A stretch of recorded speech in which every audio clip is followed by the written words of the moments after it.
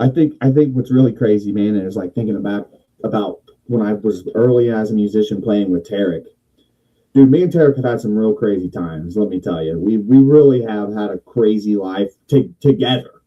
And I was like I'd be like 18, and I would have to run in and just play the show on stage and just take my guitar off and run back out to the van, and then just be like, me and my boys would just sit out there and drink and party. But I wasn't allowed in the like show. They're like, no, he's got to come in the back, out the back. It was a little rowdy then. And Tarek kicked me off stage once.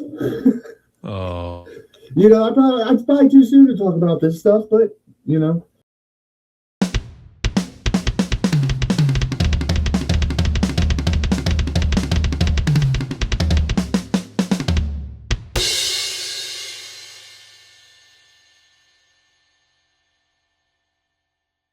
Hey everyone, welcome back to the All Music Matters in That podcast. I'm your host, Brian. And today I welcome a special guest and a fellow member of actually a band that I've interviewed not too long ago. We got Dakota Logan from the band Clocktowers. How you doing, brother? How you doing, sir? How's everybody doing? Not too bad. And we thank our good friend Tarek for actually kind of making this happen here too, because he had mentioned about you a good number of times when I was interviewing him a while back. So I guess what you guys been up to recently? Well, so right now we actually we just got out of the studio. We went in at about mid-December, the end of December. We started recording 2 more songs for the next album. So we're kind of to the point now where we're buttoning up stuff at the end of one album and also starting on the next album at the same exact time. So we're kind of like trying to multitask here and get multiple things done at one time. So we actually have a single coming out, I think, maybe at the beginning of next month. I don't know off the top of my head. But, we had to decide whether we were going to shoot a music video for that or basically release this one with some with artwork and go into the studio. You know what I mean? Because this stuff, it's not free. So basically, we had to choose one or the other. Do we release this next single with a music video and push recording our next album off down the road further, or we go ahead and get started with this album and just release something with some art? We've already released 4 music videos. At this point, I don't. Does the album need another music video? Maybe not. But that's basically where we're at currently. Me and Tarek, actually, it's really funny. We went, almost to the point where we kind of put us on hold because we couldn't figure out what to do for the next single. Like, we were kind of like, man, do we need to spend more money on another video? I don't know. I don't want to keep repeating myself, but we're at this point though. We're buttoning up album 1. We don't have a definitive release date for that yet. But we're buttoning up that one. We're going to have 2 more singles coming off this album. Then we're going to release the whole entire album.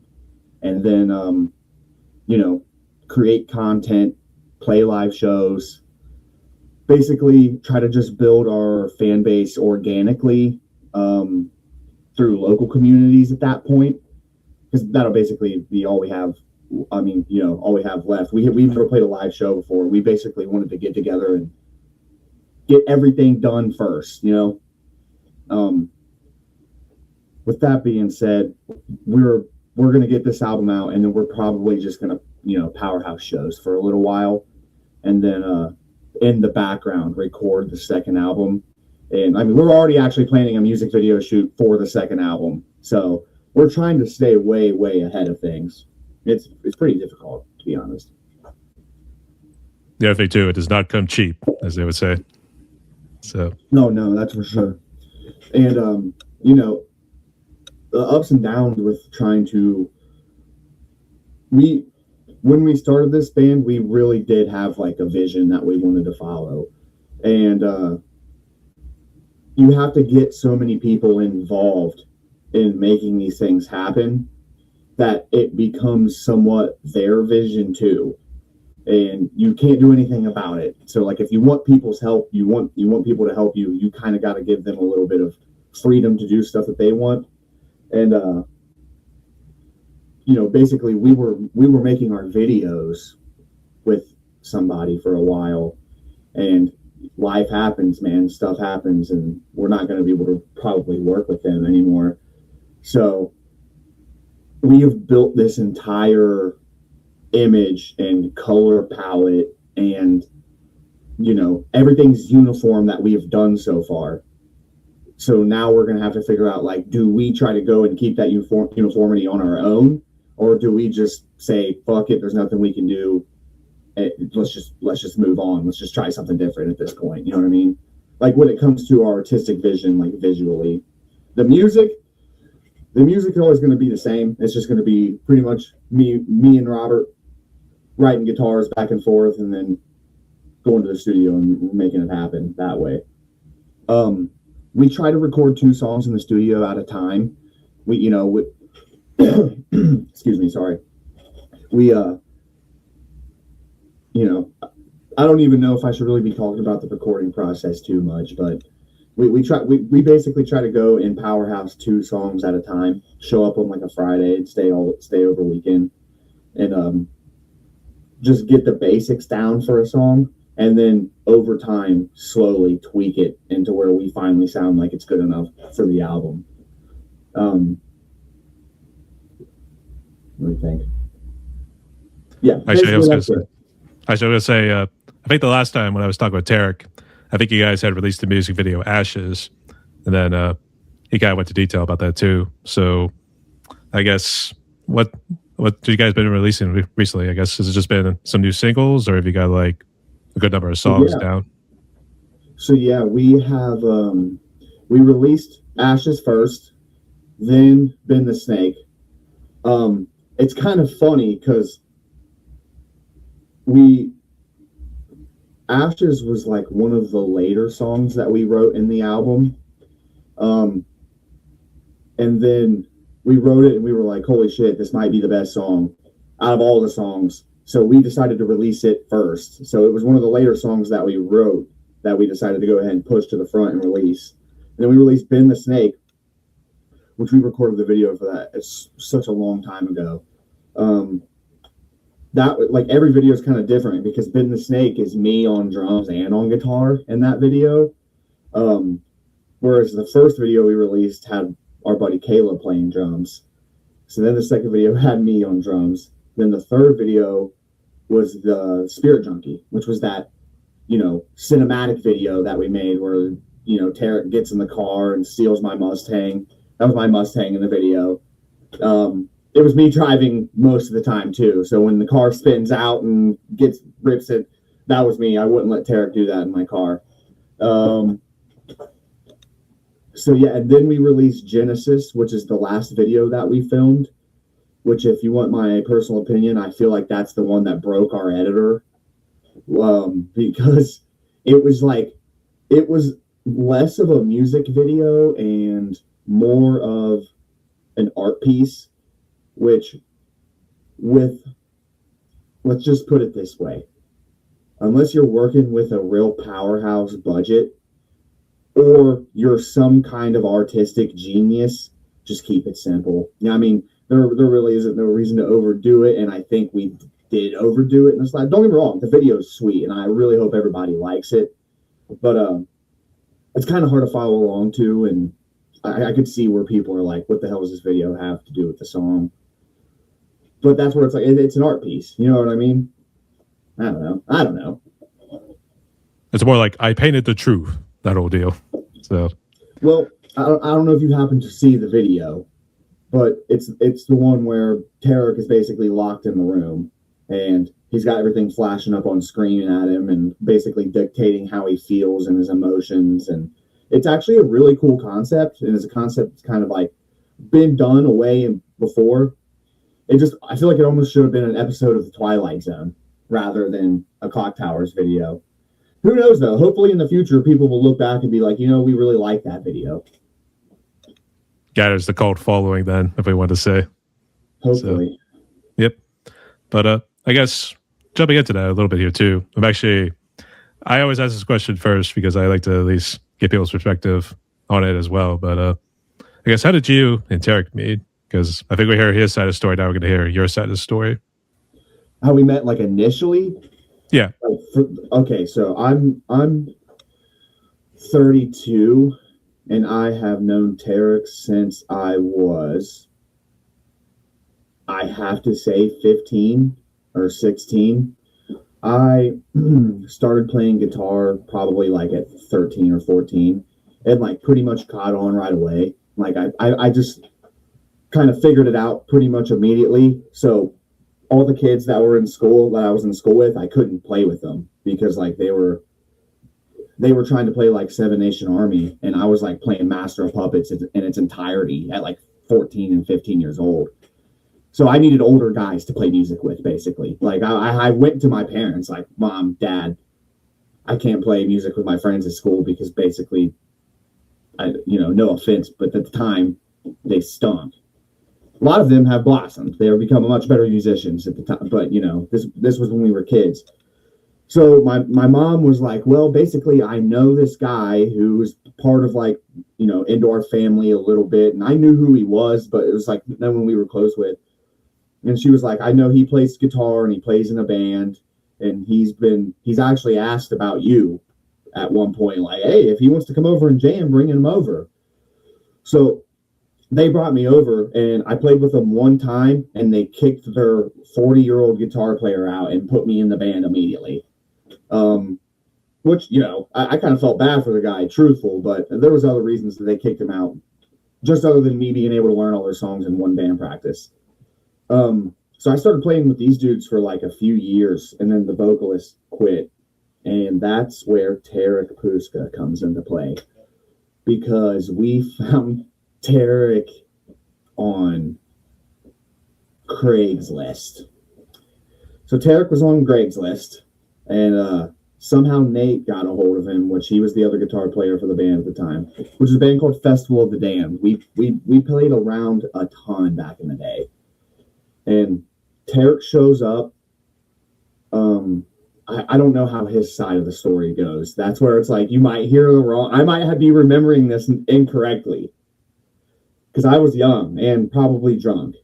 So Tarek shows up and like I remember this like vividly. Tarek like hiding in the corner of the room. We had like a big band practice room, and Tarek back behind the drums. He looked like Maynard James Keenan hiding on stage, and was singing the songs back there. And like we didn't know like what was going on because he, Tarek is a character. He's for sure a character. So he basically just puts the mic down and leaves, and like that's just kind of how he is. Like, all right, well, he's done here. He's gone, and we didn't hear from him.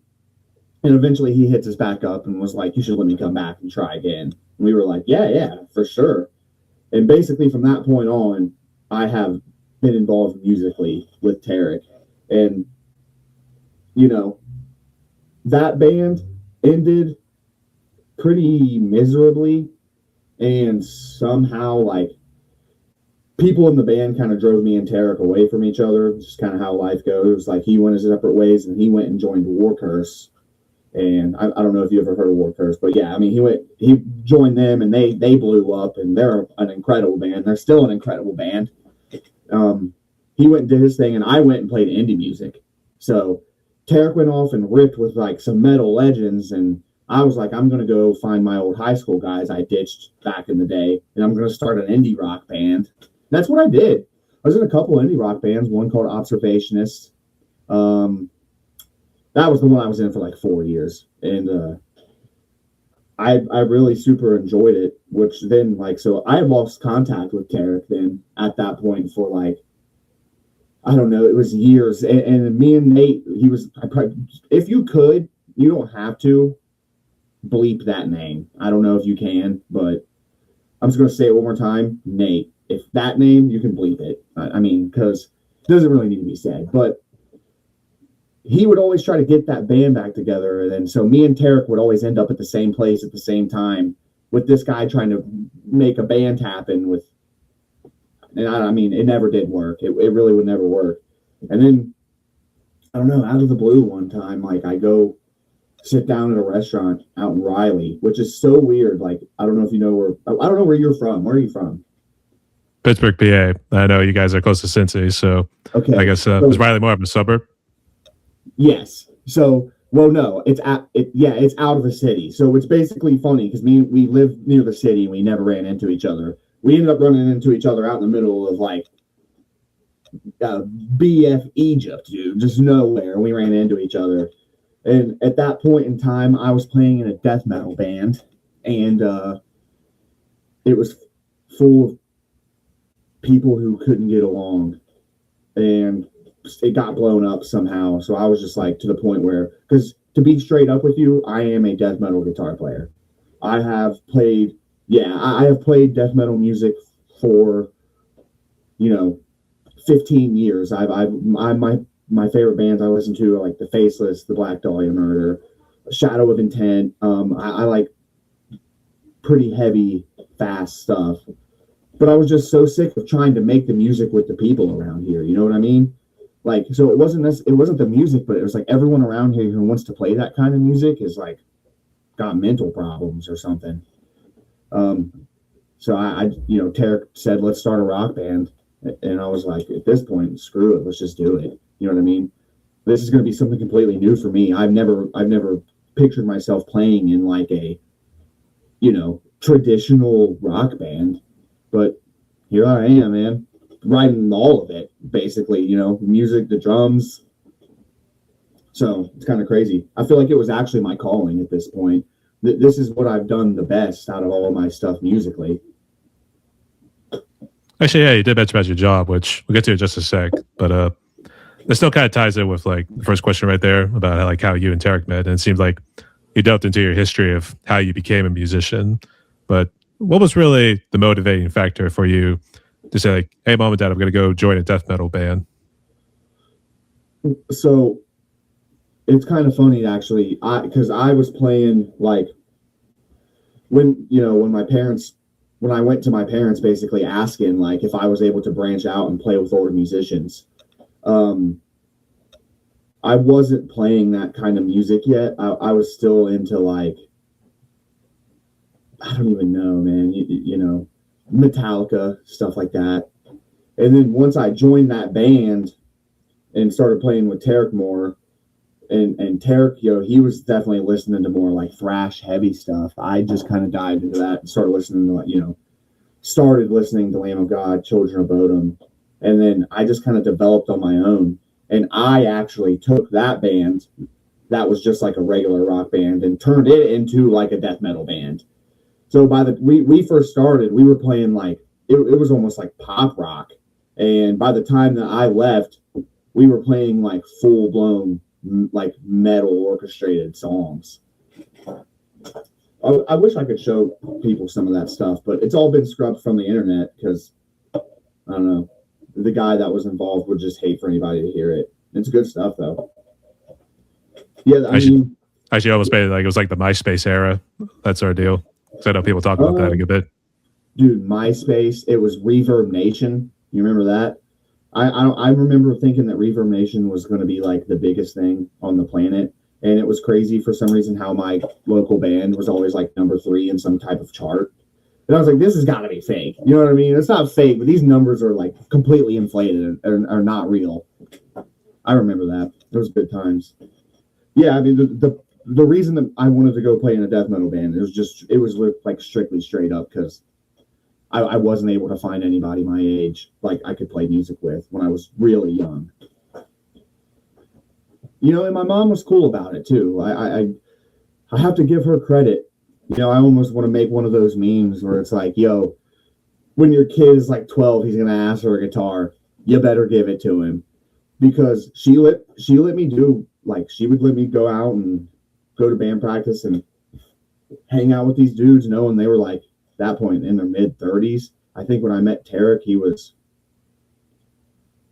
40 or 39 or something like that, So she knew what those guys were up to. She knew what they were doing. We were partying. And she still let me go out, let me hang out with them, let me play music, let me play shows. Yeah. Actually, I was going to say I got more into like the metal a little later in my life, but actually my dad was kind of more to the Metallica, that sort of stuff. Because more so like the earlier stuff, but like that was as far as he went in terms of metal. He never really branched out into like the further into like the metal sort of stuff. So for me, it was always there, especially when he had what I would consider like mandatory Metallica at times, especially when they were playing like an hour-long segment on the radio. My dad listened, and I'm not kidding you. So this is another crazy kind of thing. My dad listened to top 20 country on like CMTV every day. If he was going to listen to music, that's what he was going to put on. And if we were going to listen to the radio, it was like, whatever 96 rock, like country rock station is. I like country now, but I hated it growing up. I definitely enjoy old country now a lot. I just, get a little older. I learned to respect the craft basically. But my dad couldn't, my dad, I could be like, yo, Dad, who sings Enter Sandman? He would go, I have no idea. I could be like, Dad, who sings Another Brick in the Wall? I couldn't tell you, And so my dad has no musical intuition whatsoever. He's never touched a guitar or a drum set in his life. My mom, God bless her heart, man, sweetest woman in the world. But if she sat down and tried to play an instrument, I think her brain would completely shut down. So we've wondered my whole life, where did it come from? Like, where did my drive for music come from? Because I knew I wanted to play music young, but where did the actual talent to play the music come from? Because I don't know, we have no idea. We could say reincarnated sort of musician at some point. Maybe we could joke he's reincarnated. Tarek says that. Tarek said it a bunch. Tarek said it back in the day, I mean, I think it's weird how people who have parents who are not like musically inclined or anything, then all of a sudden their kids are like playing or shredding like Enter Sandman or actually Master Puppets, like what you said earlier. So it's like, where'd that come from? So they didn't know. Like, it was super surprising. Even when I was like, I was like 15, I'd be playing Master of Puppets, and they were just kind of like, how is he doing that, really? Which nowadays you can get on YouTube right now and watch, a 7-year-old play Master of Puppets. But I actually did come from a time where that wasn't as widely popular. You know what I mean? You weren't seeing that as often. I was still early in the YouTube days. It was still early in the MySpace days. Well, I don't know if there really wasn't early in that, but you didn't have like 13-year-old virtuoso guitar players everywhere you looked back then. I mean, they definitely everywhere now. They probably were then too. They weren't on video, Yeah. I think what's really crazy, man, is like thinking about when I was early as a musician playing with Tarek. Dude, me and Tarek have had some real crazy times, let me tell you. We really have had a crazy life together. Oh man, what was I just about to say? Dude, I remember so many times where like we would go and play shows, and I was like I'd be like 18, and I would have to run in and just play the show on stage and just take my guitar off and run back out to the van, and then just be like, me and my boys would just sit out there and drink and party, but I wasn't allowed in the like show. They're like, nope, he's got to come in the back, out the back. And that happened a lot. I remember that, like, fun times though, like super fun times. You weren't at the drinking age of 21, so yeah. Yeah, but like I said, it was a little rowdy then, and Tarek kicked me off stage once. Oh. It's probably too soon to talk about this stuff, but it popped into my head. It was my fault. It wasn't his fault. But this was a completely different band. This was way before Clocktowers was even a thought in our head. I was way more polished when Clocktowers started than back then. I was a feral child, so it was hard to. I was basically, you didn't know what I was going to do. We would show up to shows and everybody would be ready to play, and then I would disappear and drink half a bottle of Yukon Jack. 7 months sober today, though. All right. Well, not today, but 7 months sober. I don't know if it's today on the dot, but yes. Sometime at one point, but still, congratulations nonetheless there, bud. I appreciate that. It's actually a pretty big feat in my life. I drank from the time I was about 17 until I was 31 years old. And I'm actually pretty glad that the recovery has been as well to me as it has been. if you go back and watch those videos, those early Clocktowers videos that we recorded, 2-3 years ago, dude, I was like 65 pounds overweight. I was not taking good care of myself then. I was very depressed, like extremely depressed. So it's kind of weird that people can watch those Clocktowers videos and like see me during those times, and they don't know, but I know when I see it. I'm like, dude, during those times, I was kind of in a dark place. But that was years ago now.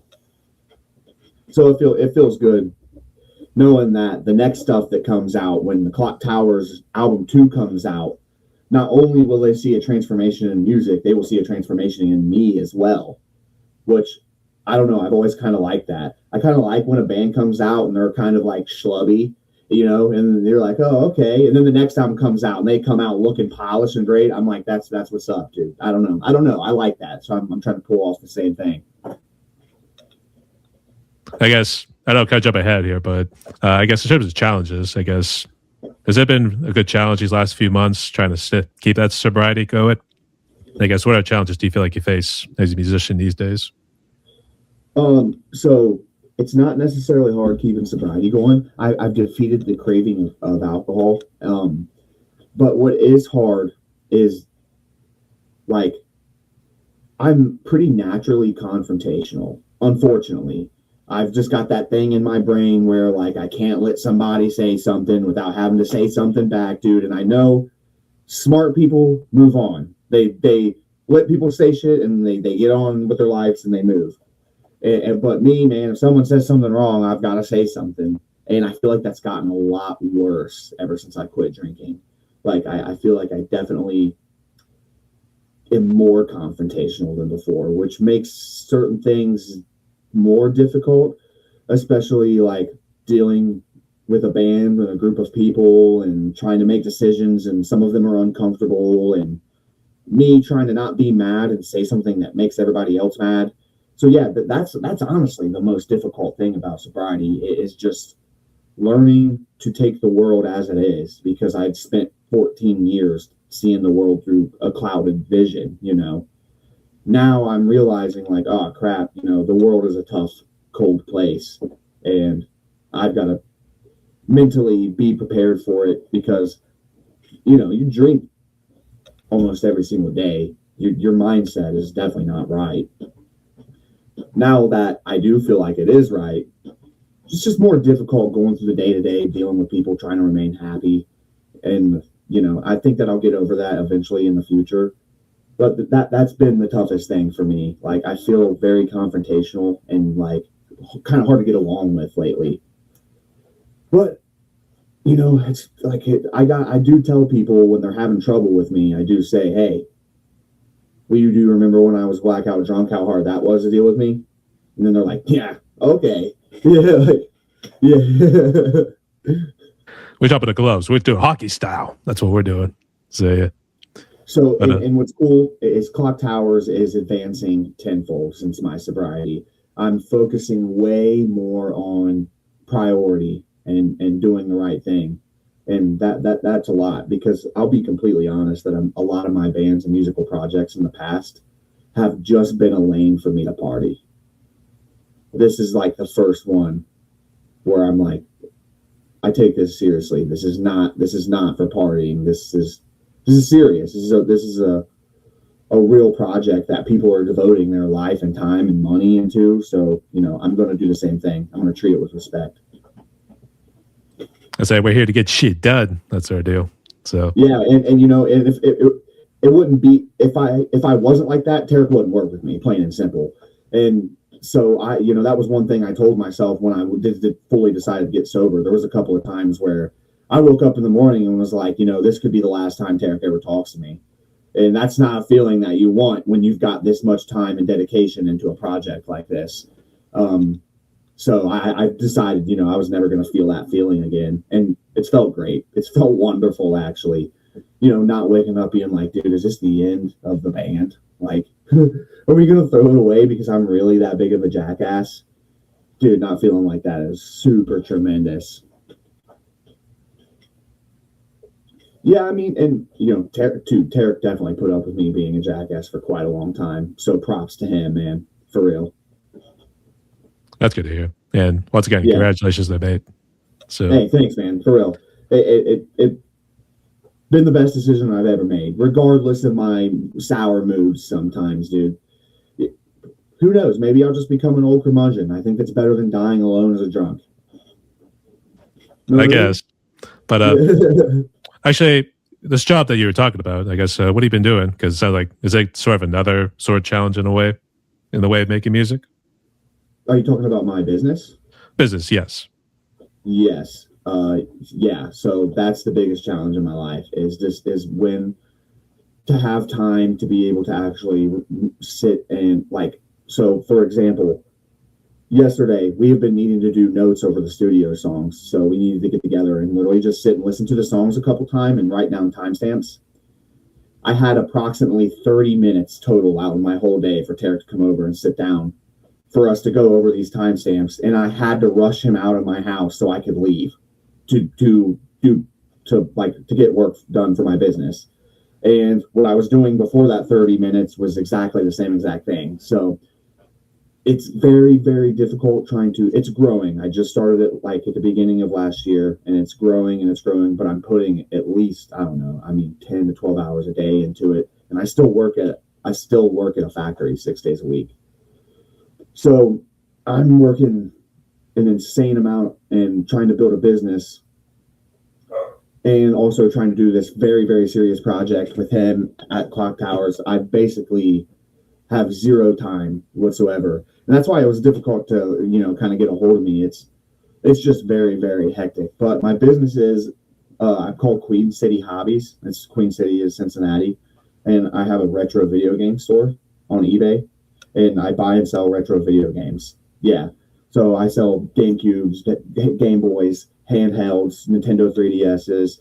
So literally just before I got here on this, I was just I picked up a few Nintendo Wiis, a few stacks of Wii games, Mario games, and all stuff that I'm going to go through, test, clean, list on my store. So basically, I'm GameStop, but just by myself. Well, me and my girlfriend, we run it together. That's good to hear.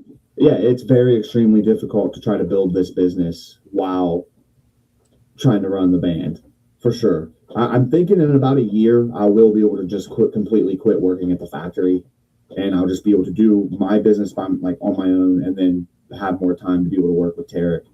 Because, me and Tarek basically understand the formula of how to get this done at this point, but time is the only thing fighting against us.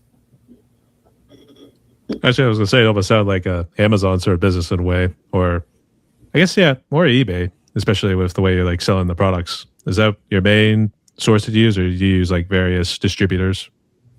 No, my main source is definitely eBay, and I ship everything on my own. Like today, I would move my camera if I can. It's crazy over here though. Hold on. So you can see I've got piles of electronics here that I'm working on continuously. Guitar Hero controllers all over the place. My whole cabinets are stacked full of games and full of video game systems. I've got everything organized over there through, by system. I've got stacks more systems over there, piles of NES games, handhelds. So,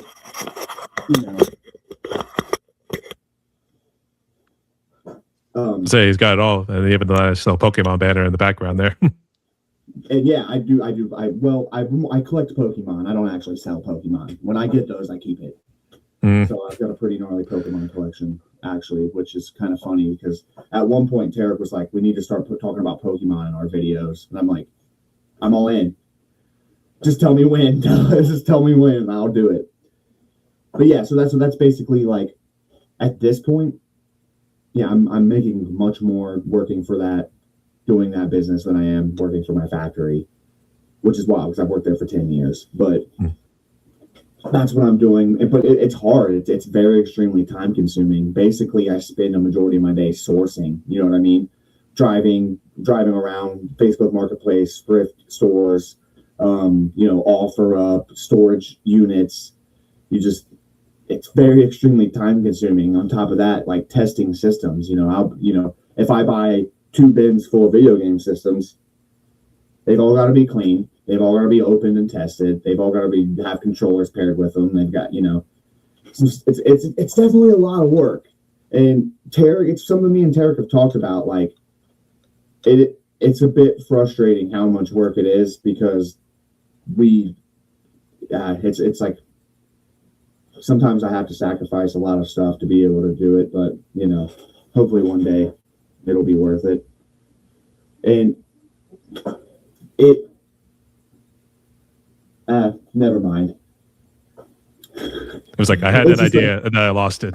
So yeah, it's just it's a lot. The business thing is this will be my first year doing a lot of stuff like for myself. I have to pay taxes now. Last year I didn't have to pay taxes on pretty much anything. This year I have to pay taxes on $60,000. So that's fun. But we don't have to talk about taxes. This is a music podcast. Yeah, but you got to pay the man somehow. So yeah, unfortunately. But I guess speaking of which, did you spend some of that money on the new drum set behind you? Or I guess how old is that drum set behind you there? That's Tarek's drum set. It is you're able to see. It's just an electronic kit. And then that's actually what we use to make demos. So what we do is we'll like every single thing that we've anything that we've ever released, like anything that you've heard, anything that's on Spotify, was most likely written in this room we're at right now. And I wrote sitting right here in this chair. And then we would record drums on this drum set. And basically, we would record the demo, get the guitar, get the bass and the drums down, and then just listen to the song 700,000 times. Just listen to it over and over and over until in your brain you know everything that needs to go in it in the studio. But yeah, so no, I've had a good amount of this like studio stuff here for a long time. It's nothing crazy though. It's a really, really basic setup just for making demos. I've got a small interface, like a 2x2 interface, some monitors, the drum set. So, and I'm using to make our demos. I'm just using like amp simulators. I'm actually starting to program drums rather than use the kit, which I know some people might be like, "What the hell?" But I don't know. It's pretty easy. Sounds good. I just picked up a new piece of equipment for Clocktowers sneak preview. This is a Tonex, and this thing is basically like a cheapo Kemper or a Quad Cortex. It's basically an amp simulator. You plug it into your computer, set up any amp that you want on it, and save your tones between there. And I've already done a bunch for Clocktowers with it, so that's going to probably be like my main Clocktowers rigging device right there. Sorry if I ramble. That's all right. You would be the first. But do you use that guitar that's hanging on the wall there? Or is that not real? Yeah. Yeah, this is actually the guitar that's in every one of our music videos. This is a PRS SE custom shop 7-string with a Fishman in the bridge, push-pull coil tap. This is pretty much my main guitar here, actually. And then I have right here, this is what makes all of our bass on all of our demos. It's Tarek's Kiss Fender bass. Gotta love it. And yeah, we use the crap out of this thing. I don't know why, but it just sounds, it's a Squire and it sounds great. Well, it does well for demos anyways. I was saying, do you do the Gene Simmons sort of tongue action when using it? Yeah. I mean, I don't want to, but it's got with the Kiss sticker on it. What am I supposed to do? I have to. Sort of a requirement when you do that, yeah. I don't know if Tarek told you this, but he's a massive Kiss fan. Actually, I do remember, if I try to remember it correctly, because it was a couple months ago, but he did have a whole collection of masks, but he also had a whole lot of like the headpieces. It was like Eddie from the Iron Maiden, and he had the Vic Rattleheads from Megadeth too. Quite a collector, to say the least. He is quite the collector. He's the type of people who buy stuff off my eBay store. I mean, yeah, because he's got an insane collection, which I don't know if he collects a lot of like horror memorabilia, but he also collects a lot of like Ghost memorabilia, the band, which I actually have some of that too here. I don't know if he told you about Ghost, but that's like one of our main influences. I think he did. Ghost fan? More so the main songs that they know, and Cerise I know was like a big one, and I should know it. Ritual. I really love Ritual. That one's a great song. I made a cover of Ritual for Tarek to sing to. He sang it like twice, and then we were like, you know what? We probably just shouldn't do this song. It wasn't because he sang it bad. It was just because like we already sound a lot like Ghost, and if we cover a Ghost song, I think we're gonna look like losers. So we should probably not do that. But you want to know what we are covering? We're gonna release this too. Take a guess. You don't even have to take a guess because basically we're gonna cover "Running Down a Dream" by Tom Petty. I should know it. I was thinking Iron Maiden for some reason because I thought that would be something up his alley. Maybe not one that was too demanding on the vocals, considering how Bruce Dickinson is. So, but right down the drain.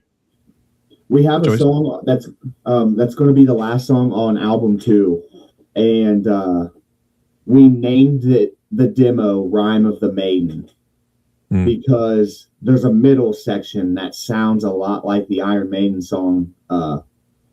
Is it called Rhyme of the Maiden? Does that sound familiar? There's something like that. It's like an Rhyme of the Ancient Mariner is the actual title, but that's the song, Rhyme of the Ancient Mariner. So we named ours Rhyme of the Maiden. Theirs is way better than ours, but it's still it was influenced by them for sure. Right. So I guess for that song, when do you plan to release it? Is it somewhere down the road? The next song that Rhyme of the Maiden, that song's not going to be released for probably a year and a half.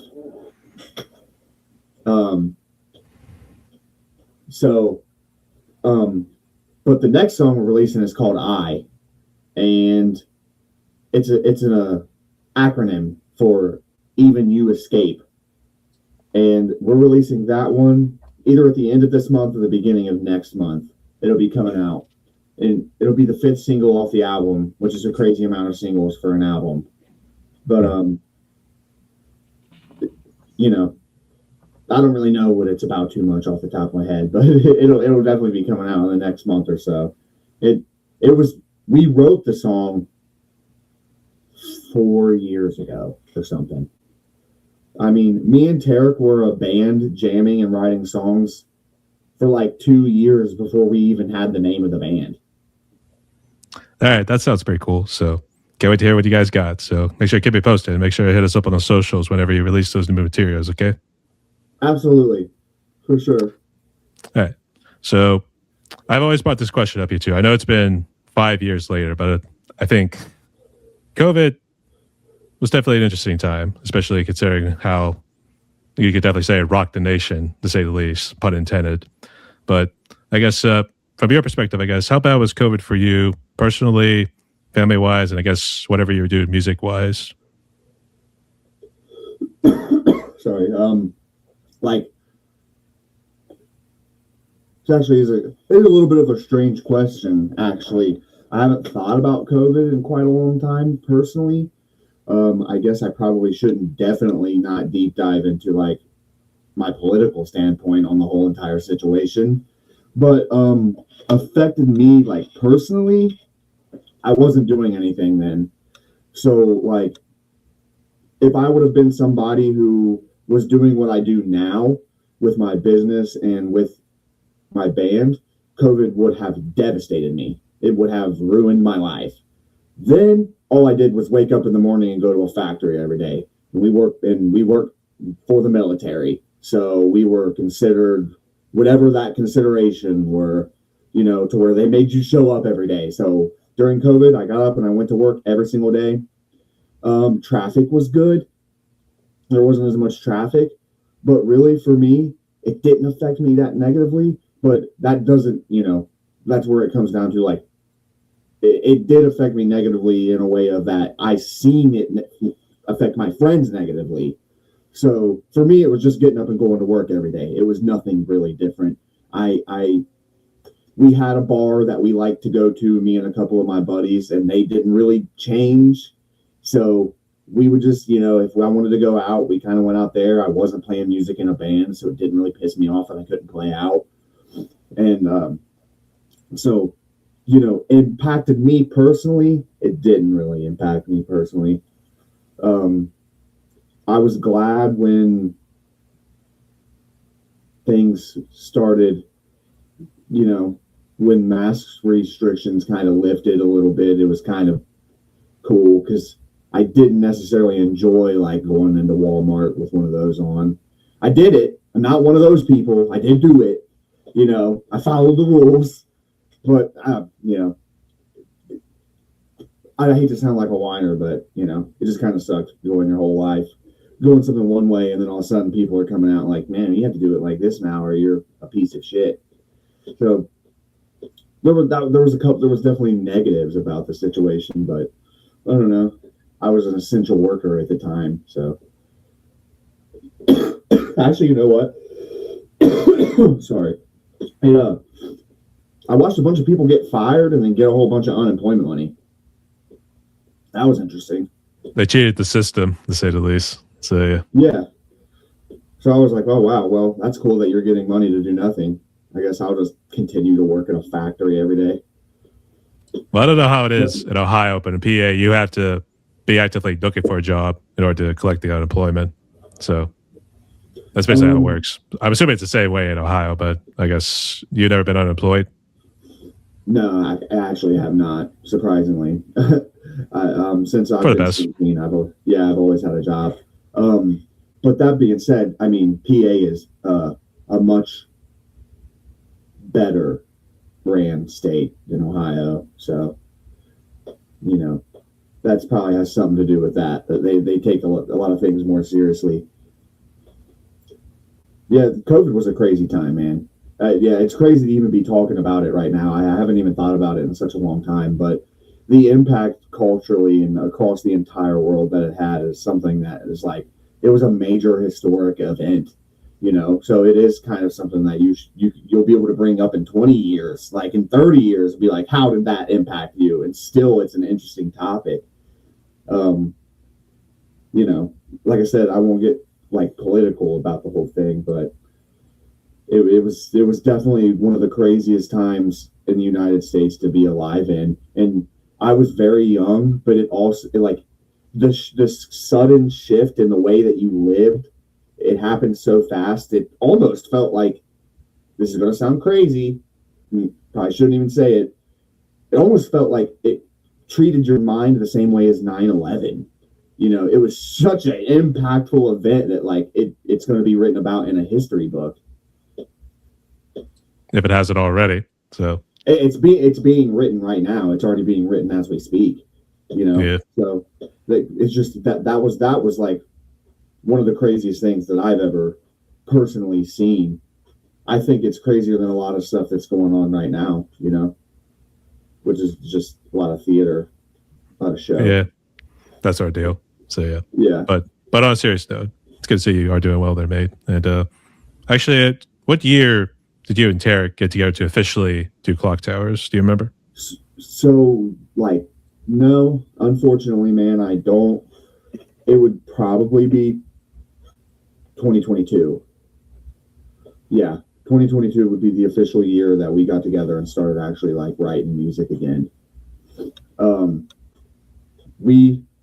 We didn't even know that this was going to be anything serious at all until Tarek was like, man, because we were kind of just screwing off, and Tarek was kind of just like, man, let's take a couple of these songs that we've written, that we've got these demos to, and take them out to old producer, a good buddy of his who happens to work with a lot of really great bands. And man, this guy just, we got in the car after leaving that day, and we popped freaking the song in, and I want to say the first song we ever recorded in the studio would have to be, we recorded the original version of Ashes, which we are going to release, so everyone will be able to hear. So Ashes has two versions. There's the one that you guys hear, and there's the one that was written originally. So the one that you guys hear now is not the first one. The first one is much different, which you guys will get to hear eventually. We will release it. So we recorded Spirit Junkie, Ashes, and like Bend the Snake. Those are the first 3 songs we ever recorded, ever.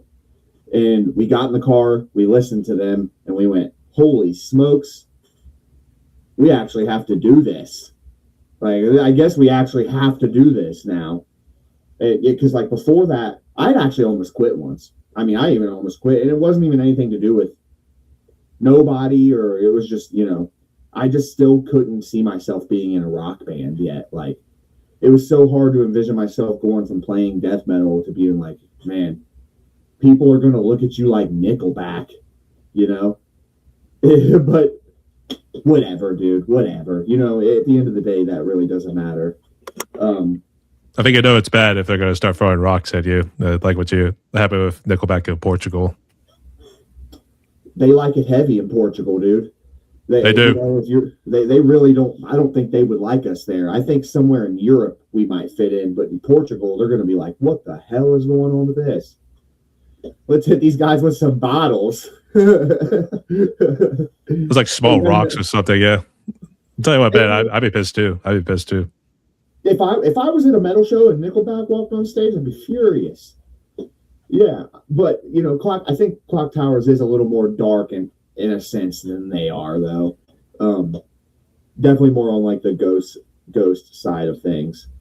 And what's funny is like you can definitely hear the ghost influence in Clocktowers. I would hope, or I would think, because the first thing we said when me and him got together and started writing is just like, ghost is the only thing I can think of when it comes to a rock band that I'd want to sound like. And I hope as we grow as a band that me glazing ghosts doesn't become like a thing, because I don't want that. But I guess I just gotta give credit where credit's due. Be a nice little meme down the road. Be like, this is the face of a ghost fan right here. I'm hoping that doesn't happen. Like, hey, someone's gonna make it happen. I don't know. So. Well, I'm definitely a giant Ghost fan, so it's out there. It's public now. They're one of my favorite bands, if not maybe my favorite band, which is weird because I can listen to Ghost and then turn on Planetary Duality by the Faceless and listen to the whole entire album. Doesn't mean nothing to me, Actually, you had mentioned about some of the death metal bands earlier that were kind of an influence, I guess, when you were doing the death metal stunt back in the day, or stint, sorry, doing the death metal stint back in the day. But I guess even in Clocktowers here, like the Faceless, Black Dahlia Murder, Shadow of Intent, do you still try to incorporate some of those influences into the music? Interesting question. No. No, I don't genuinely. And here I can explain to you why exactly. That would require me sitting down and fiddle faddling on the guitar a lot. And Tarek hates fiddle faddle. So there was no fiddle faddling writing Clocktowers music. I just want to make that clear for everybody. None of our music is ever made by someone sitting down and trying to write a riff for 45 minutes straight. That ain't going to happen because Tarek will leave. He will just get up and leave. So, if you, like 2 of the songs that were going to be released on album 2 were written entirely on the spot. Like entirely, completely on the spot. We recorded them as a demo, went straight to the studio and recorded them in the studio. Almost every song on album 1 was recorded completely on the spot, except Spirit Junkie. I had written Spirit Junkie previously in another band, and that band was fun, but it was full of psychos. So I got with them, wrote that song. And then immediately took that song and took it to Tarek and was like, we're doing this song instead of those psychos. And then anything after that, like, is written on the spot. So where I was going with that is I do not incorporate any of my death metal stuff, any theory knowledge that I've acquired over the years, which I'm not going to claim to be some kind of virtuoso musician. You know what I mean? Like, I'm not a theory nerd. I studied enough to get myself comfortable in the guitar. but I don't really incorporate that into Clocktowers. If anything, you'll hear it in some of the solos, because every solo I usually will like sit and jam at the studio a few times until I nail one I like. So you can hear a little bit of theory in that, but mostly, dude, it's just like me and Tarek sit down and we stare at each other for like 5 minutes straight, and then I'm like, all right, I got it. And then I'll just play a riff, and that's what we record. And I wish There's some method to kidding. madness, yeah. Yeah, I really do wish I was like kidding, but that's kind of how it goes. Like we have written a song with Tarek sitting down and going, dude, I've got a drum beat in my head. Here it is. Boo-doo-boo-doo-bat, boo-doo-boo-doo-boo-doo-bat, boo-doo-boo-doo-bat. And next thing you know, it's a song we're recording in the studio. So yeah, there is a little method to the madness, but it's not theory, that's for sure. It definitely is no. You ain't going to hear anything that's going to make you think of the Faceless or Black Dahlia in any of our music. I can't say that it won't happen in the future, but what's actually happening is the more we write Clocktowers, the further away from that stuff I'm getting, but somehow becoming more original. I don't know how. So back where I was at, yeah, I don't use any like theory really when I'm writing Clocktowers. It's all vibes. It's all fun and vibes. Clocktowers is, which is actually a breath of fresh air after playing death metal music for so long, and just like sitting down and writing a riff that is way too complicated. It's frustrating. Being able to just sit down and write something that just comes to you and feel it. I don't know. It's probably some of the best music I've written. I'd say it's a good idea to branch out. So otherwise, if you're stuck playing death metal, I mean, like, you're not really going to know more about rock music, that sort of stuff. So it's good to branch out every now and again.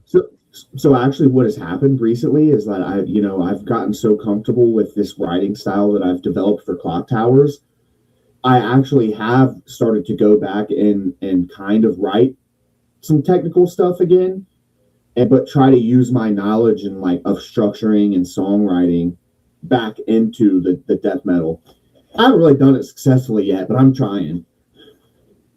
It's good to have a little hobby, or at least a little bit more fun. Especially, it does sound like your job's maybe somewhat stressful in a way, but I mean, you got to do what you got to do. So both of them, honestly, both of them. The aerospace job could be less stressful. I would wish it would be, but the video game job is fun, but like it's the most work. Good Lord. Like, I wish I could show you how much work I have to do, like, as we speak, that's out, like, in my room over there that needs done. It's just, sometimes, it's so much. It's one of those where you're like, I'm just not even going to do it. But you have to. At least not tonight. So, I think tonight we'll just... No, I don't know. I was saying, I don't know how much of a sports fan you are, but they do have the college football playoff on. But... Wait. Who is it? Today was actually Ole Miss and Miami. Is it going on right now? It is. They're actually playing the Fiesta Bowl down in Glendale, Arizona. So. Oh man, I actually really want to know who wins that. I'm really upset that Ohio State got beat by Miami, but I am in Ohio, and I do watch sports. Yeah, I'm unfortunately a Bengals fan and definitely an Ohio State fan. I definitely like the Reds. It's nothing but heartbreak and misery here. Yeah. So, join the club. So what do you mean, dude? Where I mean, Pirates. I'd say join the club, but I'd say Pirates kind of give you a little bit of heartbreak. The Steelers, okay, granted, yes, they won their division, but I mean, it was the most ugliest way possible. Literally every single win was like the most ugliest win you could possibly do. So y'all have a chance to even go. I think you might even be able to go one more deep too. There's a chance y'all beat the Texans. It's going to be like 12-10. Oh man! So do you like football then? I do. Yeah, more so college. I find college to be a little bit more enjoyable because you can at least keep it. Were you happy to see Ohio State get kicked out by Miami then? You know what? I was in it for entertainment value, but I mean, for me, I like to see like some new blood.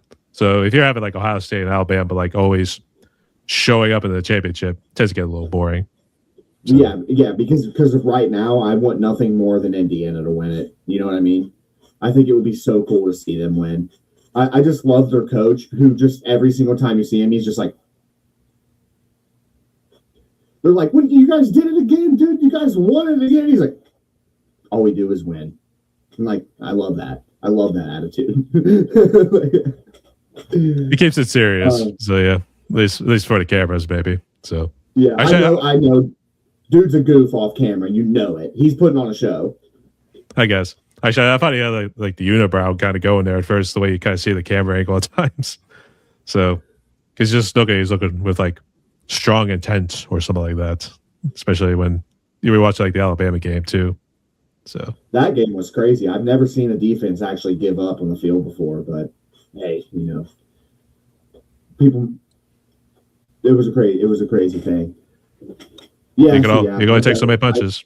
So yeah, I definitely like sports. I lose at betting. I lose at fantasy football. My teams always lose. It's a lose thing for sure, but it's fun. It's fun when your team does good. It's fun.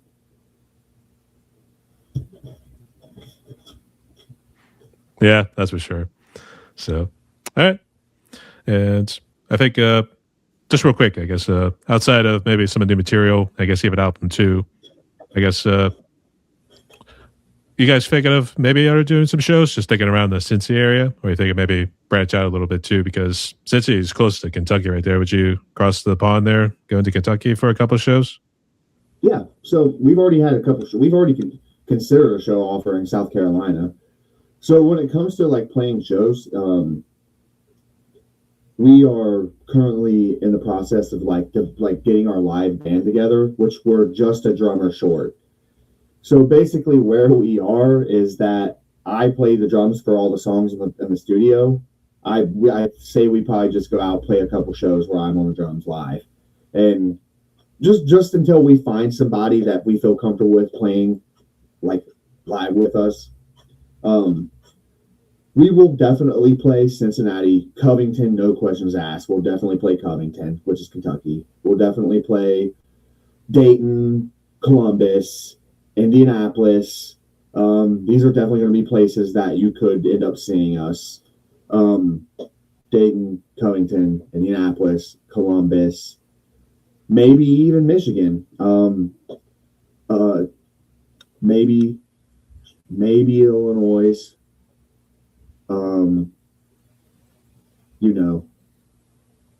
If it was worth it, New York.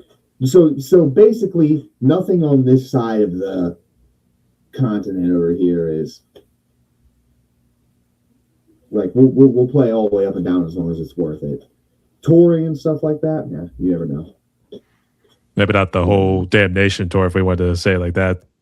So, but we got play spots here in Pittsburgh if you all want to come out, but I don't know how it works with trying to get to like a venue or something like that. Oh, probably. I mean, it would be just as easy as getting a hold of a promoter who like does shows up there. You guys have a decent scene? Yeah, I mean, we had a whole lot of bands coming through, and actually, just to name like some of the concerts that I saw just last year, it was like Dark Angel. They had Hyrax and Sacred Reich. And I did see Iron Maiden. They did actually play at PPG Paints Arena.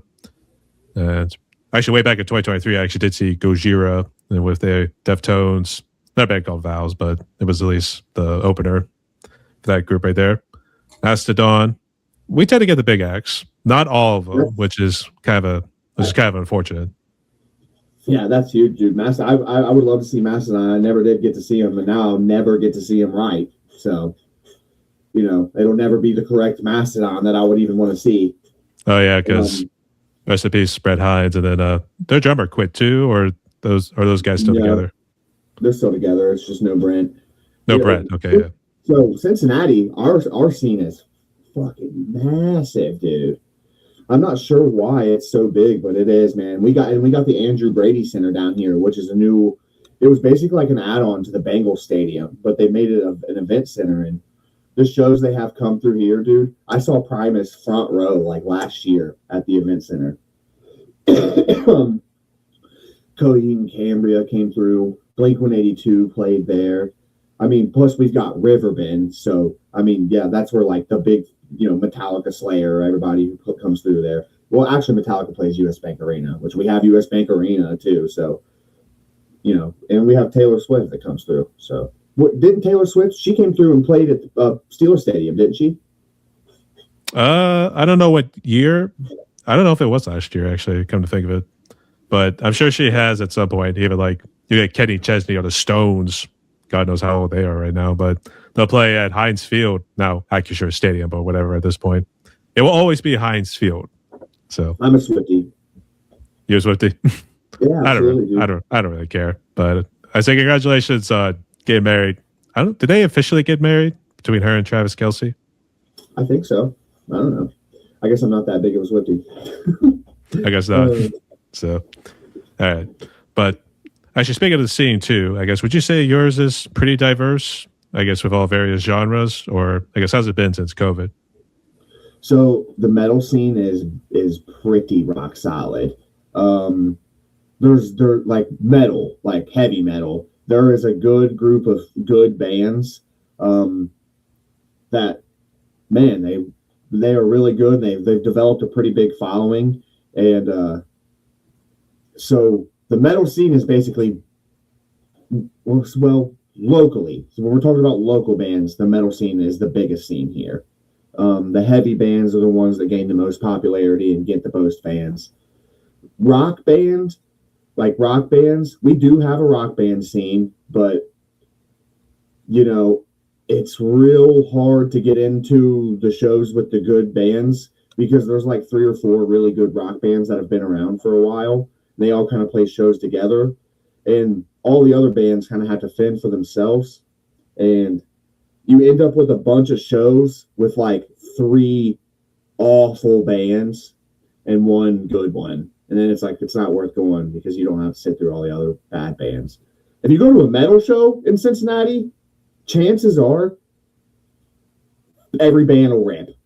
Like, there's a great chance that every band's going to you're going to be like, damn, yeah, these guys are great. But the rock bands, that's when you go and you're like, get a bunch of people who shouldn't be there doing what they're doing. So the rock scene is a little rocky. We do have some good rock bands though. Enemy, I'm not sure if you've ever heard of them. They've gained a ton of popularity around here. Smoke Healer, which they're kind of like a classic rock style band that have been around here for a while, but they'll pack a show out like right now. Let's see. Yeah, and then there's no local, like, we've got a ton of local rappers. There's not a decent indie scene here. I wish. I tried. I like indie music. I love it. And I tried to play it. I did play it. And I loved playing it. There's no indie scene here, though. Like, it's just going to be you in an open mic project playing at a coffee shop. And it's like, no, we're a whole band. So there was no scene here to play. We had to just basically call it quits. So yeah, metal scene rocks. Rock scene, Other than that, that's what we got. But the metal scene does make up for everything else by being like absolutely loyal. We could definitely say it'd be the most therapeutic. So yeah. Yeah, shout out Scab Hag. They're nasty. Local band, they're great. And then you also, like, I don't know, I feel like Ohio actually has really good death metal. I can definitely see it. I guess more so in the cities. I guess I don't know how many go out in the sticks to maybe concentrate and try to make metal music out in the sticks or something like that. So my last band, the Kumale, the death metal band, we played at a venue called the Fuck Barn. And it was just a barn that was like in the middle of absolutely nowhere. That just sounds like trouble, but did it at least turn out nice, or was it not a whole lot of people showed up? I got some great pictures of me at that show. Actually, it was a banger. Someone got their car. They almost flipped their car in the ditch. There was a band there that was from like 11 hours away. I was like, oh God, I couldn't imagine driving 11 hours to play at the Fuck Barn. Say the Fuck Barn. Jeez. Yeah. It's like, what are we doing, man? How high did you have to be to actually name your venue that in that case? So, Dude, I don't know. It was a long time ago. And I'm not sure how it happened. I don't know if that place even still exists. There is a small chance that I dreamed this. something happened. I don't know. It didn't. So, it actually happened. I actually went to stay. It wasn't a Matrix sort of moment right there where something unplugged afterwards. So, actually, the most oddest one, actually, this was an interview a while back. The band was called Out of Darkness. They're based out of Florida. But they used to do some shows up in Pennsylvania because one of the guys was from Pennsylvania. They went to this one venue, if we just want to say it that way, which it literally looked like it could have been like a satanic temple almost, because they had like black cats. They had probably some inscription on the wall. The one guy's telling them, don't go in this room over here, which I don't know, it's like be cursed by something or whatnot. It was eerie. So needless to say, they were kind of shook up about that. They just got in the car and didn't even look back when I think it was all said and done. So that's crazy. Yeah, dude, that's absolutely nuts. Yeah, I think the barn was probably the craziest venue situation I've ever been a part of, for sure. It wasn't that scary though. It sounds scary, it wasn't. I mean, there was definitely some like stinky. It was stinky, you know. There were some people there who should have showered. But I feel like they're at every venue nowadays. I mean, this wasn't going to be a Jeepers Creepers sort of scenario happening, was it? Yeah, it was. Something like that, but whatever. All right. But nonetheless, it's good to see the music scene is doing well out there in Cincy. So here you go. It's strong, boys. Okay. So, Dakota, we have the questions here pretty good. So, here, let's jump into some fun ones. Ready? All right. All right. I do want to start off with the drink. And back then, it used to be like, you know, what was your favorite alcoholic and non-alcoholic drink? But just tell the audience, what's your favorite non-alcoholic drink? I like Diet Zero Sugar Cherry Dr. Pepper, or Diet Zero Sugar the cream soda Dr. Pepper. Dude, I drink them like it's my business, dude. It's like it's my job. Ever since I stopped drinking alcohol, man, I had to have something that I kind of replaced it with, and that was it. And I haven't stopped drinking diet soda yet. I'll just go ahead and tell you all my favorite alcohol drink was whiskey and Diet Coke. I don't miss them though. So yeah, that was my favorite drink back then, and now it's diet soda and ice water.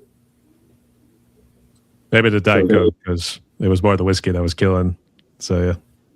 Yeah, it was definitely the whiskey, you know what I mean? Turns out I cut that out and the Diet Coke wasn't that bad. I would say, is there like a particular name they give it that? Because you do vodka and orange juice like a screwdriver. So is there a particular name they gave to whiskey and Diet Coke?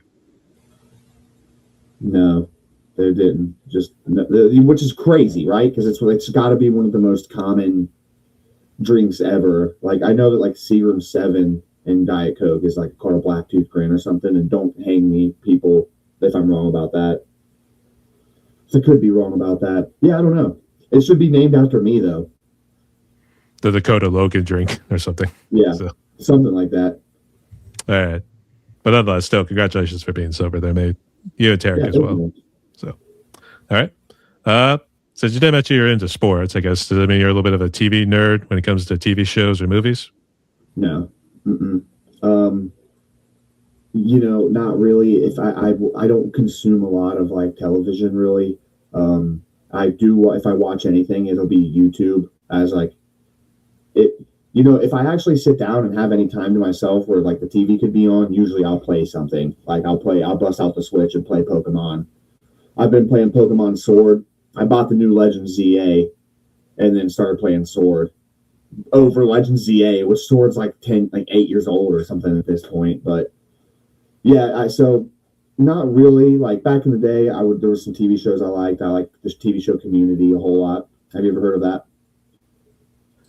You know, as soon as you said like Community, it's almost like, is this like an Office sort of thing going on, or is it something else?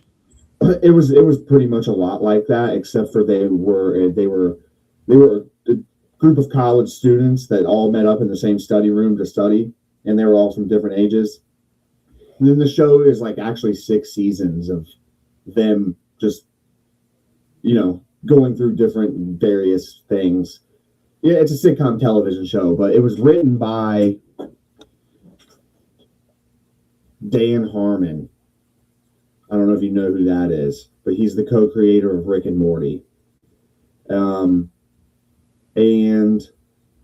the action scenes were produced by the Russo brothers, who produce like Avengers movies and stuff. So this sitcom television show about these people who just study in this college room together is one of the most well-written, insanely amazing television shows of all time. And yeah, I was a nerd about that, but the show at this point, it's like 10 plus years old. They've talked about making a movie. It's got Donald Glover in it before he was Childish Gambino. It has Chevy Chase in it. He is one of the guys. Joel McHale. The girl who's married to James Franco's brother is in it.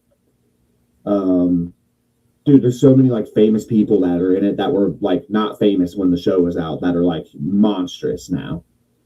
So yeah, I mean, so TV shows not so much now. Like I don't have any TV shows that I watch now, but horror movies, I'm definitely kind of a nerd about that. Do you like a particular sort of horror? Like, do you like more of the psychological, or are you okay with just jump scare? This is going to sound super cliche, but like I'm really into the modern It universe. Like Welcome to Derry, and then It from 2017, and then the It 2. Like I didn't like the original one that much, the television series that they released, the limited run. I just thought it was kind of like not that well made. But man, these new ones are insanely good, dude. But just listening that I like those definitely can't make me a horror movie nerd. I really like Hereditary was great. When you're on the spot, it's kind of hard to think of stuff. So I don't like over the top gore movies like Terrifier and stuff. Like, don't get me wrong, I have no problem watching it, but it's just for shock value. I definitely am more into like a more psychological horror, or I love a good old fashioned ghost story, dude. I love it. I'm a sucker for a ghost story. I think sometimes the more scarier ones tend to happen more so during crime dramas, because actually I remember CSI, it was based in Las Vegas. They actually did show one guy buried alive, and then they had to try to solve the case to try to get him out of his makeshift coffin. So I don't know. That's that sort of horror kind of does freak me out a little bit. It does make I think honestly I remember that. Yeah, I actually feel like I remember that. See, that one doesn't. I don't think I'm freaked out by horror or anything at all. Like I think I'm more like I enjoy it weirdly enough. I don't know. Like when I go to sleep at night, like when I fall asleep, I listen to horror podcasts. Like it's super weird. Like I'm listening to straight up like people getting murdered in the woods, and I'm just like, I'm not weird though. You know what I mean? I don't want to murder anybody. It's just I'm very interested by like, I don't know. I like reading like messed up Reddit stories and horror short stories, and anything that's like demented is interesting. Honestly, I would think maybe Cannibal Corpse had some sort of. Since you're real big into death metal, I don't know. Do you ever really get into the Cannibal Corpse and similar things? Loved them, dude. I loved them. They are close to being up there, maybe in my top group of death metal bands. And yeah, the first band I was in with Tarek, we played with Cannibal Corpse actually,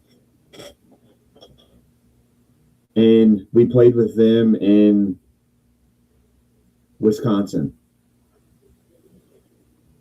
Yeah, man, that must have been awesome. Did you get to chat with Corpse Grinder? No. Nope. I was too busy partying. You know what's crazy? Maybe I did. I don't know. I have had a lot of run-ins with some very successful, famous musicians that I don't really much remember because I was drinking so much at the time. I had a picture of me with Johnny Davey from Job for a Cowboy. I don't even remember the picture being taken when we played with them. It's like, where's the iPhone, man? So that's the one time we Yeah, need one. Yeah. well, no, the picture got taken. I had the picture, but I don't remember the picture getting taken. Like Or I who was took going it? through Yeah. yeah, like I was going through my phone and I was like, holy crap, here's a picture of me and Johnny Davy from Job for a Cowboy. Oh, I'm just in the picture like, you know. I don't know what's going on. You were like Tally at the moment there from South Park. Be like, oh man, I don't know what's going on. So I'm so high right now. I have no idea what's going on. don't forget your But, towel. So, all right. But all great choices there nonetheless. So, I guess what would you consider your favorite food these days? chicken wings, because it's the tastiest thing that's like not loaded with carbs and not, I don't know. And so I've been on like a diet. When I quit drinking, I told myself, like, if you're going to quit drinking, do the best you can. Don't just quit drinking and still eat like crap and not take care of yourself. So when I quit drinking, I actually started dieting, like staying in a calorie deficit and working out a few times a week. So here lately, it's been nothing but like chicken wings, baked chicken and salad, cabbage soup, freaking, like tonight we're having just bean soup. So I guess that's not asking the question though. The question was what my favorite food is. I guess it's chicken wings, man. No matter what I want. If it was like, gun to my head, last meal in prison type deal, I'd probably be like, the fattest plate of wings, just get it for me. Hot as you can make them, as hot as they'll go. I want to hurt. I want to be in pain. They'll all be over soon in that case. So yeah, I will do the atomic wings, or I guess whatever's considered the hottest these days, because I know California Reaper seems to be like maybe the hottest they can go, or maybe I don't know. I feel like there's like a specific hot sauce. I think they even do it like a spray too. You could like just spray it and then it's just like instantaneous, like feel the heat or whatever it is that causes you to like either sweat or the body gets all out of whack. Yeah, B-Dub's atomic sauce actually sucks. We don't have to talk about like sauces at places, but yeah, Buffalo Wild Wings, I'm calling y'all out right now. Your atomic wing sauce is ass. It's ass. Make it flavored better. Make it flavored better. Flavor it better. It's I'm gonna make a whole video about it. We'll put that on TikTok right there. So, all right. All great choices. So, let me make sure I'm not missing anything. Let me just check my notes real quick. Actually, here's one for you. This one might kind of put you on the spot, but I guess what have you been listening to recently? Whether it is kind of fine musical influence or maybe just something that calms the mind, whether they're indie or mainstream. So, actually, funny enough, I listen to a ton of music. Today, I listened to CKY's first two albums. So the first album, then I listened, which the first album has 96 White Bitter Beans on it. And I'm going to go ahead and say this. It's the best song on the album. So, and that's not me being like a hater or not knowing the other songs. It just is. But the second album, it starts with Escape from Hellview. And that song you think is going to be the best song on the album. It's not. That second album actually rocks, dude. It's such attached at the hip. I mean, dude, there's some really super good songs on that album. So yeah, I've been listening to CKY the past few days. That one of my childhood favorite bands. I always listen to Ghost off and on. Like if I can't find anything to listen to, I will just put Ghost on. But one sec. I'm just pulling my Spotify up, kind of see what I've been scrolling through. Oh well, I listened to the entire Death Magnetic album today. While like after I got home from work, and then between doing that and business work for me, I would actually listen to the entire Death Magnetic album. I listened to Saint Anger today, like a few songs off Saint Anger on Metallica, and then I was listening to Pussifer. Have you ever listened to Pussifer before? That's the Mayor James Keener. That's one of his projects. Exactly. So I've seen them live a couple times, and they're just so incredibly good. So yeah, today alone, I was listening to CKY, Pussifer, and Metallica. Yeah, I actually do remember Bam Margera. It was the Bam's Unholy Union. They actually had Chad Ginsburg on there a couple times. And yeah, because his brother being in the band, that too. Yeah, he was a drummer. Yeah, and then Can't Kill Yourself. I always thought that was interesting. Interesting name, to say the least. It's definitely a pretty messed up name. I'm not the type of person who always tells people like, hey, you like CKY? It stands for Can't Kill Yourself. So I just keep it at CKY. But yeah, dude, I grew up watching, Haggard and Bam and Jackass, and I've tried to break my own bones before. And, so CKY was just there then. And I watched I watched every single episode of Viva La Bam probably 10 times. So a lot of those bands that he was cool with stuck around with me. So bands like CKY, him, I learned about him through Viva La Bam. The band that did the intro song for the Wild Boys, they partied with Bam all the time. You know what I'm talking about? Actually, Guar, I know, was pretty much on the show a couple times. Guar, yeah. Rest in peace, David Brockie. Man, I want to say the band I'm thinking of, they sing the song Sailor Man. They sing the song All My Friends Are Dead. Turbo, yeah. I don't know if I should say it, but yeah, that's who it is. Yeah, tons. So I learned about tons of music through that like Bam and stuff, which is crazy because I literally was listening to CKY today. I've been listening to them for the past few days. Dude, their first couple albums were just amazing. Still going strong to this day. So good job, boys. All right. All great choices there. Dude, the guitar tones are sick. The guitar tones hold up to today. They're great. The drums on the first two albums, I've got, I have to be lenient because, we're talking about albums that are they 25 years old now? But drums kind of sound like ass, but it is what it is. Those guitar tones and his vocals are just A+. I was going to say, it's also just Margera, too, so you want to be dissing on him? He's mean to people, man. Is he? He always seems like more the chill guy, to be honest. Yeah. You're kind of close to where they were, right?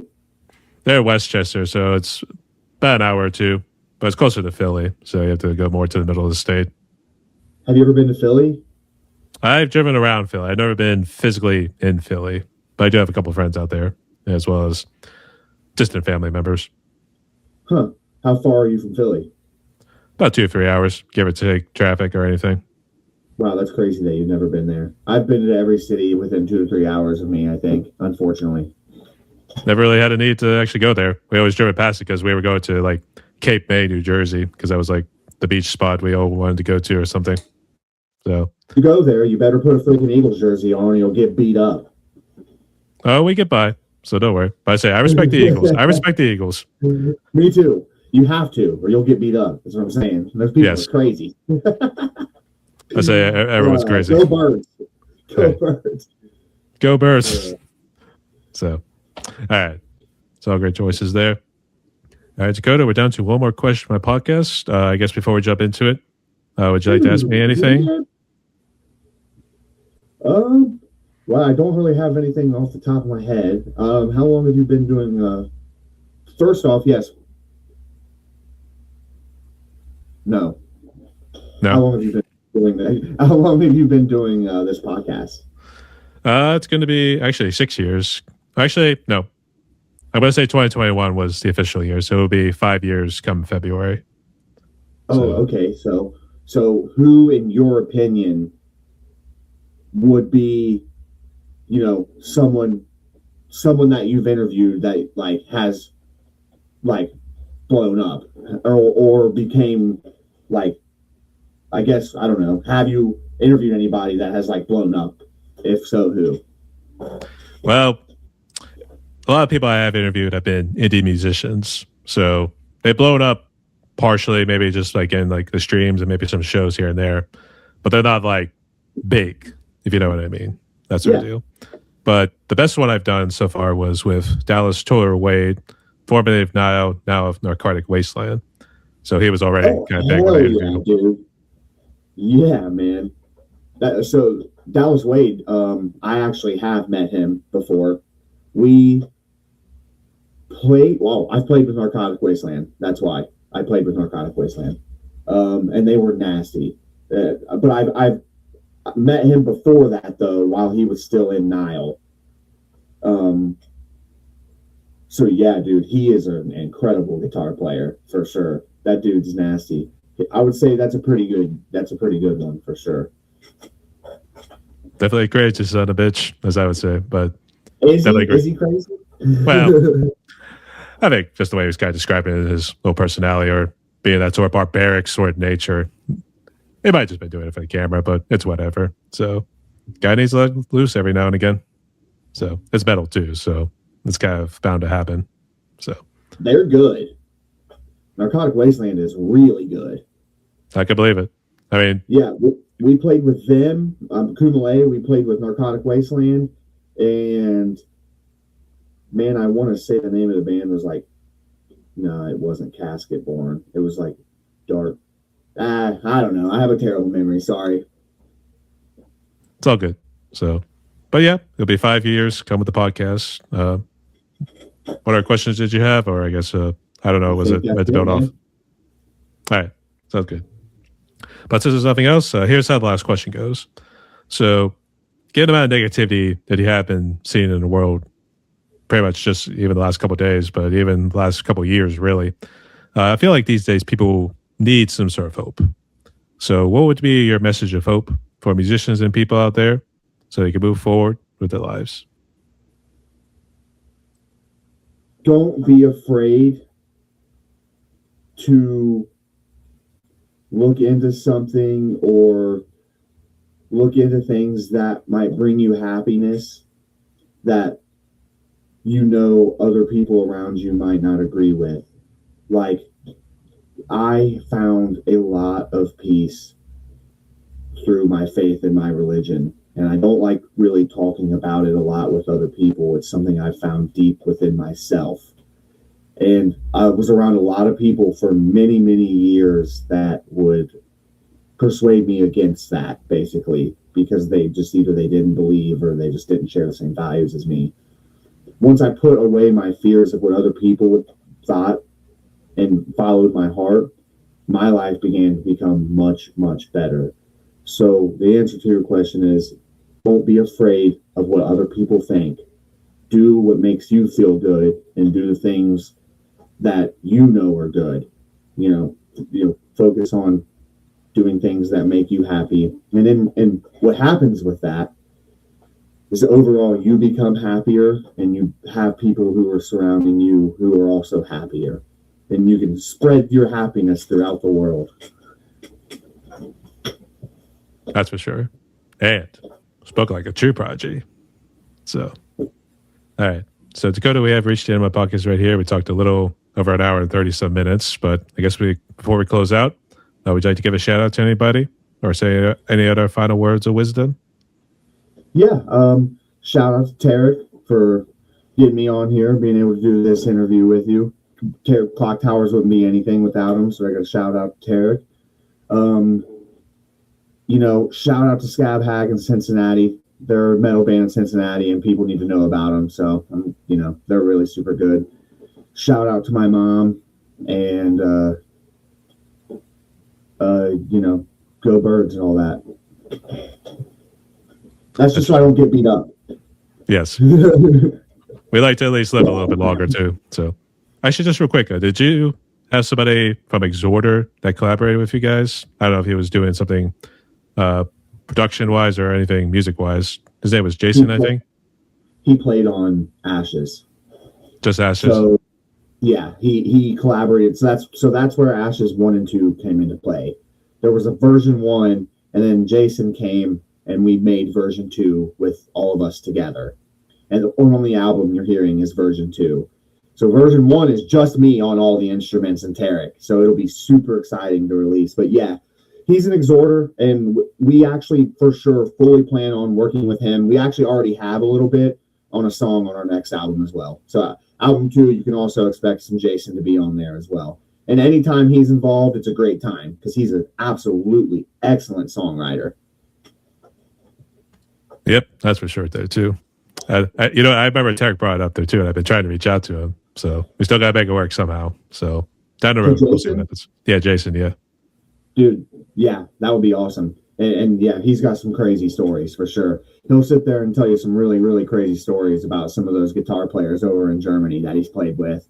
Those dudes are nuts. Oh, let's not spoil it just yet. So to be continued. All right. To be continued. Yes. All right. But to close out like this, everyone, my guest today was Dakota Logan. He's off in the lovely city of Cincinnati, but he also likes to go birds there too, Eagles and all that stuff. So that's all good. But he's part of the band Clocktowers. He and his good buddy Tarek have also put out some music right there, as well as some music videos. So make sure you go hit them on all those socials, all streaming platforms and everything there too. Let's go support our brothers. And is there a way they can also support your business in any way, or you just mainly on eBay and they just got to stumble upon you? Queen City Hobbies, if anyone's able to remember that. Queen City Hobbies on eBay. If you're listening to this and you like retro games, you like PlayStation 2s, PlayStation 1s, Game Boys, handhelds, anything like that, you're a Mario fan, Zelda fan, Mega Man fan, come to my store, Queen City Hobbies on eBay, and we got you for sure. As I got to revisit my Tomb Raider days. So maybe that's something I've got some Tomb Raider right now, actually. I just listed a Tomb Raider game for the PlayStation 3 within the last 2 days. I've got Tomb Raider complete in box for the PlayStation 1 as well. The original. Those were good times. So yep. All right. All right. Well, make sure you go support his business out there too. So all right. But Dakota, you do stay safe and good luck out there with your business ventures. So you and Tarek stay safe. Rock on. And just last thing, I need a quick pose. Stay tuned, y'all.